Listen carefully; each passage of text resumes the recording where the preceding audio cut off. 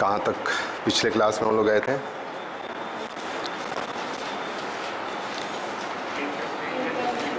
हाँ, इंस्टेंटेनियस। अच्छा, ये हम लोगों ने किया था, ग्राफ वाली बात कर रहे थे शायद, है? अच्छा, ग्राफ नहीं बताए थे ना? अच्छा, एक क्वेश्चन कराए थे। अच्छा, VT वाला जो था, है? अच्छा चलो,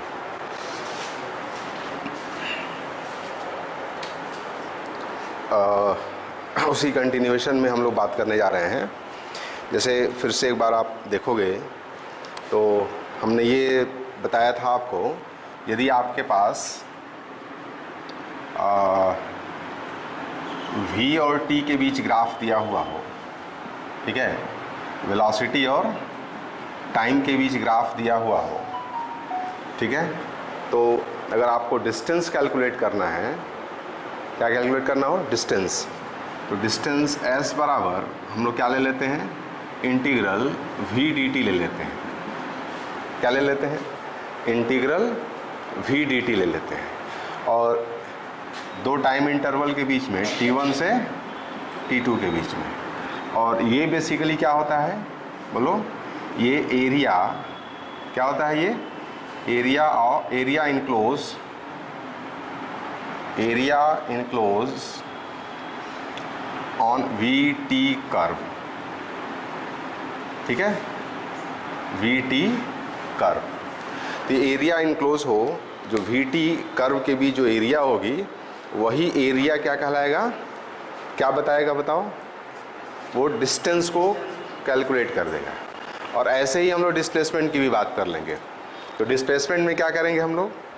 उसमें डिस्प्लेसमेंट में पॉजिटिव और नेगेटिव दोनों हो सकता है, ठीक है, लेकिन डिस्टेंस क्या होगा? हमेशा पॉजिटिव होगा। तो वो प्रॉब्लम करेंगे हम लोग, तो उसके हिसाब से वो समझ में आएगा हम लोगों को, है ना।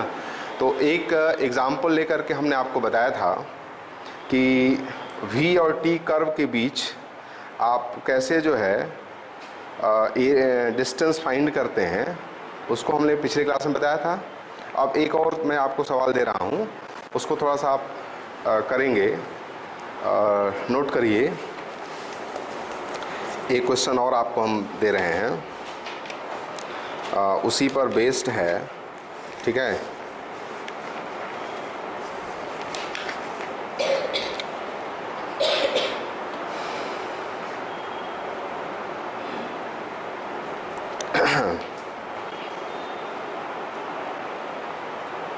चलो, ये है, एक लिखो, क्वेश्चन लिख दो, लिखो, a particle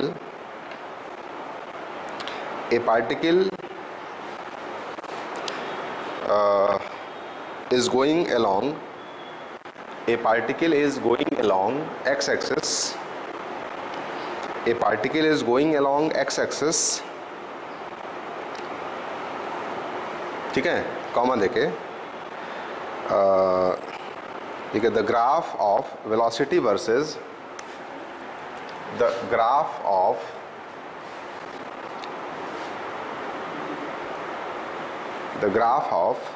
velocity versus time. Velocity versus time is shown in figure.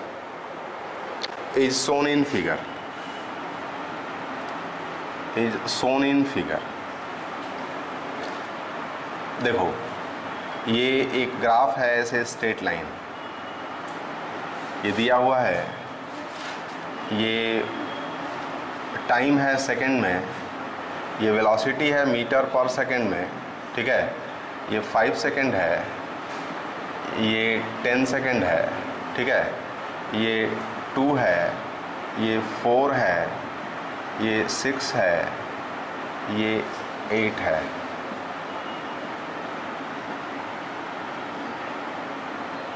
ऐसे दिया हुआ है, समझ में आया?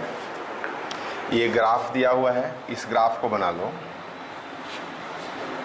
एक पार्टिकल एक्स एक्सिस के लॉन्ग मूव कर रहा है और उसकी वेलोसिटी टाइम ग्राफ दिया हुआ है, ठीक है। वेलोसिटी टाइम ग्राफ दिया हुआ है, ऐसे है।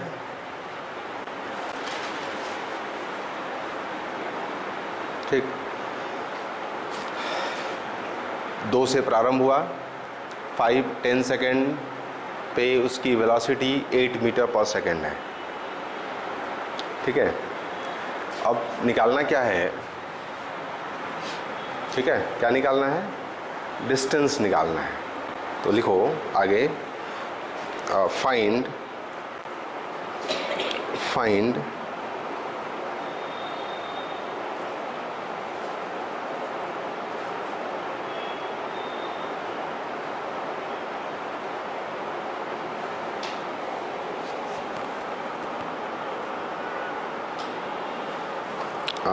Find the acceleration. एक्सेलरेशन भी फाइंड करना है। फाइंड द एक्सेलरेशन, नंबर 1 है ये। Find the number 1 acceleration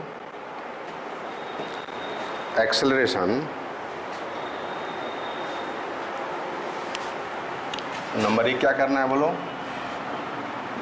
find acceleration निकालना है। दूसरा, डिस्टेंस ट्रेवल्ड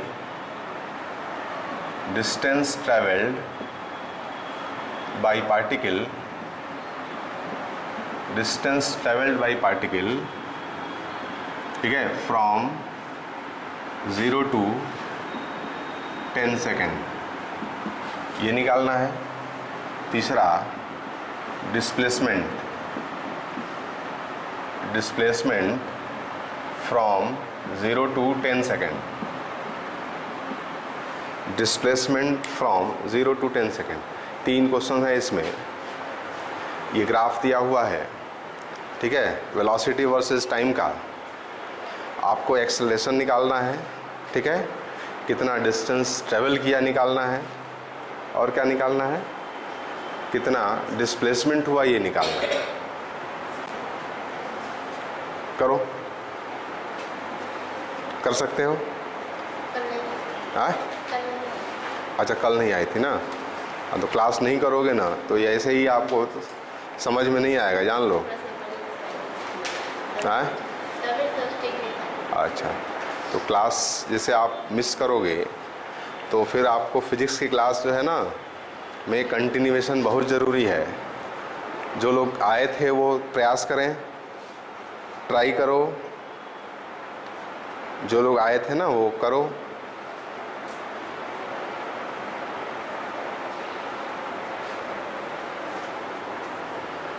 अच्छा, एक्सेलरेशन में क्या करना है बोलो? एक्सेलरेशन में क्या करोगे? एक्सेलरेशन तो सीधे सीधे स्ट्रेट लाइन ग्राफ है ये, तो जो स्लोप होगा वही क्या देगा? एक्सेलरेशन। इस लाइन का एक्सेलरेशन क्या हो जाएगा बोलो? dv बाय dt, यही क्या है? Slope of line. Slope of क्या है? इस लाइन का जो स्लोप होगा यही क्या देगा? तो स्लोप निकाल लो। कॉन्सेप्ट को समझते हुए चलो, dv बाई dt, v और t के बीच जो रेशियो है ये कांस्टेंट है, ठीक है, v और t के बीच रेशियो कांस्टेंट है। जल्दी से कर डालो।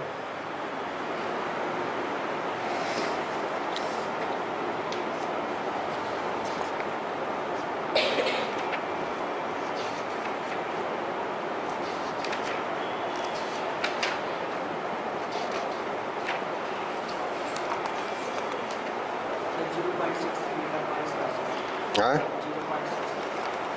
0 पॉइंट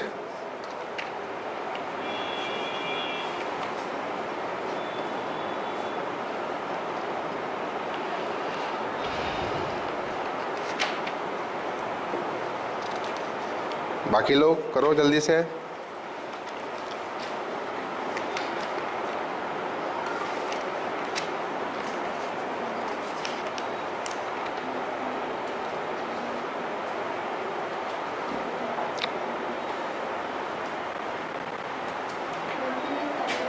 हाँ, आया?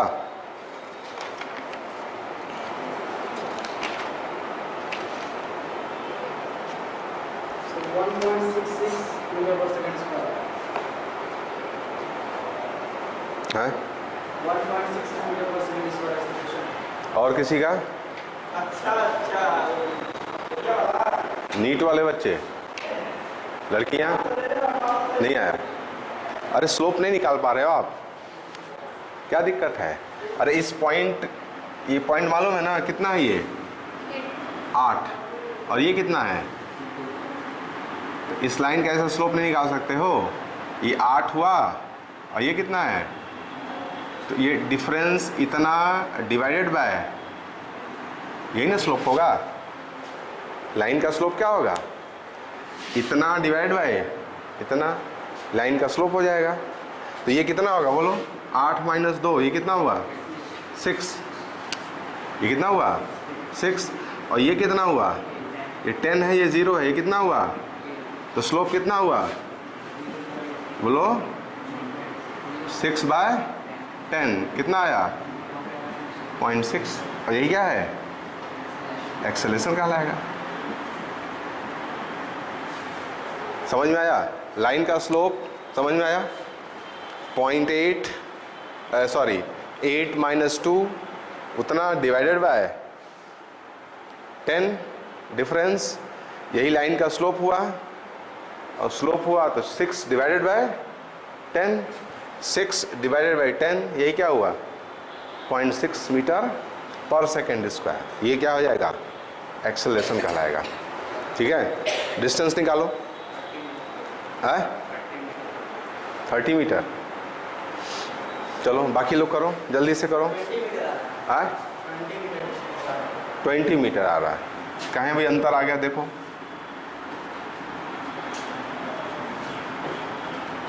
चलो करो, जल्दी करो।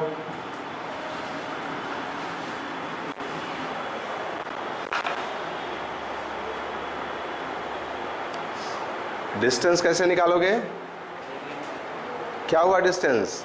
0 से 10 सेकेंड के बीच डिस्टेंस निकालना है कि 0 से 10 सेकेंड जब चला तो कितनी दूरी तय किया। तो एरिया जो होगा इसका, एरिया इनक्लोज्ड V और T के बीच में एरिया इनक्लोज ये हो जाएगा बोलो। ठीक है, एरिया यही होगी। इस एरिया को कैसे निकालोगे? इस एरिया को 2 पार्ट में निकाल लेंगे। एरिया को 2 पार्ट में, एक पार्ट आपका ये ट्रायंगल वाला हो जाएगा इतना, प्लस ये वाला, दोनों मिला देंगे तो क्या हो जाएगा? एरिया हो जाएगा। ऊपर वाले की एरिया कितनी हो जाएगी? एरिया बराबर क्या होगा? यही डिस्टेंस हो जाएगा। एरिया बराबर, तो ये कितना है? परपेंडिकुलर कितना है? 6 आया था ना, निकाले थे। तो 6 इंटू ये कितना है? 10। तो 6 इंटू 10 डिवाइडेड बाय, यही ना है 1/2 लंब गुणे आधार। ठीक है, तो 6 इंटू 10/2 कितना आया बोलो? ये आ गया 30 आया। और नीचे वाला ये वाला कितना हो जाएगा? ये वाला 10 है और ये वाला 2 है, समझे? रेक्टेंगल हो जाएगा। तो वो एरिया कितनी हुई? 2 इंटू ये एरिया ऑफ ट्रायंगल हो गया, ये एरिया ऑफ रेक्टेंगल। रेक्टेंगल कितना हो जाएगा? 2 इंटू 10 20, ये भी मीटर में आएगा, ये भी मीटर में। टोटल कितना हुआ डिस्टेंस? 30 प्लस 20 कितना आया? 50 मीटर। कितने लोगों का आंसर आया था? समझ में आया? ठीक है, एरिया जो है निकल गया, ऊपर वाले की एरिया प्लस नीचे वाले की एरिया, टोटल एरिया यही हो जाएगी। तो 30 ऊपर वाले की एरिया हो गई, अब 20 हो गई नीचे वाले की एरिया। तो 30 प्लस 20 50 मीटर। तो डिस्टेंस ट्रेवल कितना आया? 50 मीटर। और थोड़ा जो जेई वाले बच्चे हैं उसको और अच्छे से कर सकते हैं। लाइन का इक्वेशन लिख सकते हो, है? लाइन का इक्वेशन आ जाएगा। ऊपर वाले का कोऑर्डिनेट कितना है? 8, 10, 8। इसका कोऑर्डिनेट कितना है? 10, 8। और इसका कोऑर्डिनेट कितना है 0,2। तो लाइन से जाने वाली इक्वेशन लिख दो, y की जगह पे v, x की जगह पे t, है ना। इसको इक्वेशन को इक्वेट निकाल लेना और निकालोगे और फिर s बराबर क्या ले लोगे, इंटीग्रल 0 से 10 v dt, और v की वैल्यू इस लाइन का इक्वेशन आएगा उसको निकाल लो। समझ में आया? ठीक है, कोई दिक्कत हो तो पूछो। आप लोगों को दिक्कत हो रही है? नहीं दिक्कत हो रही है? हैं? नहीं समझ में आया। आप क्लास नहीं की थी इसलिए दिक्कत हो रही है, बाकी तुम लोगों को समझ में आ रहा है? कल नहीं किए थे? अब क्लास देखो, ये ध्यान रखो, क्लास नहीं भी किए हैं ना, जैसे आपस में एक कनेक्शन रखो। क्लास जो लोग कर रहे हैं क्लास ले करके नोट्स देखो, जो पढ़ाया जा रहा है उसको एक बार पढ़ो, है ना। उसमें कंटिन्यूटी ज़रूरी है, कंटिन्यूटी नहीं रहेगी तो आपको दिक्कत होगी, है ना। ऐसे आप बीच बीच में आओगे तो आपको बहुत समस्या होगी। चलो नेक्स्ट क्वेश्चन लिखो।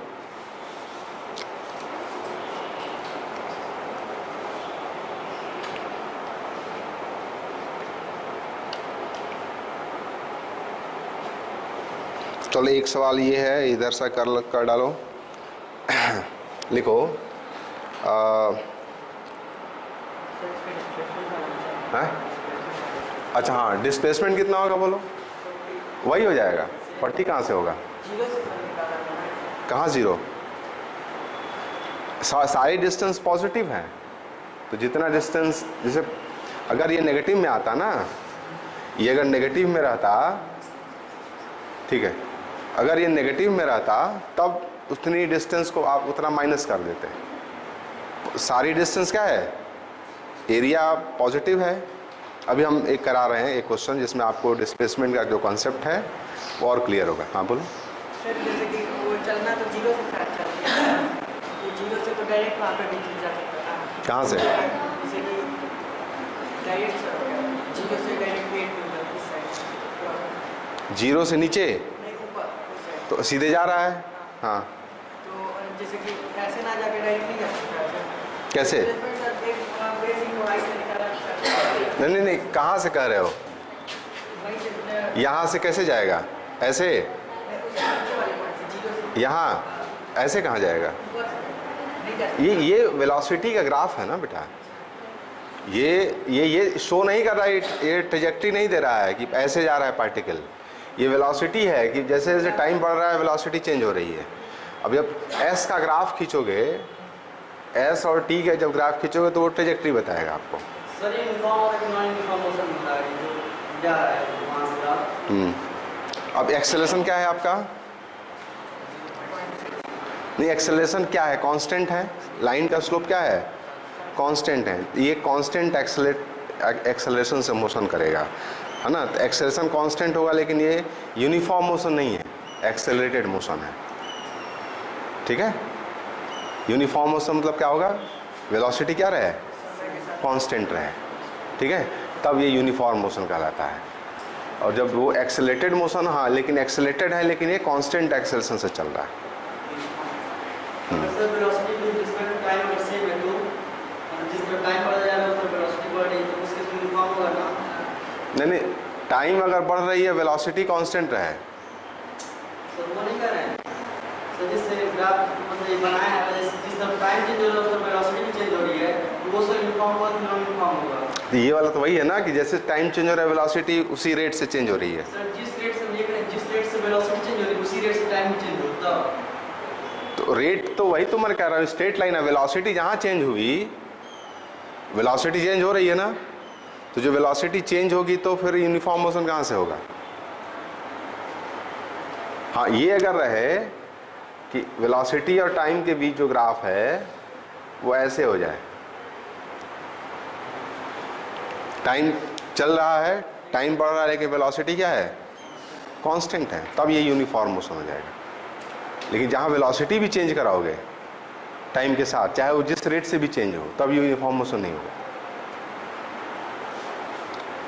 चलिए अब नेक्स्ट क्वेश्चन लिखो, तो डिस्प्लेसमेंट भी क्या होगा यहाँ बोलो, वही होगा, इसलिए एक और क्वेश्चन मैं करा रहा हूँ। लिखो लिखो the velocity time graph of A particle, velocity time graph of a particle,